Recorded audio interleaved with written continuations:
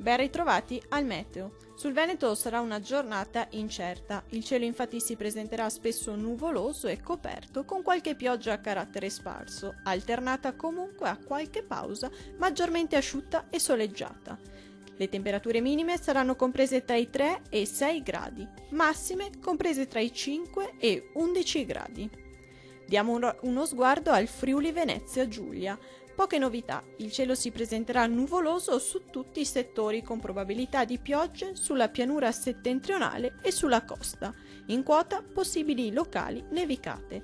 Temperature minime comprese tra i 3 e 5 gradi, massime oscillanti tra i 7 e 11 gradi.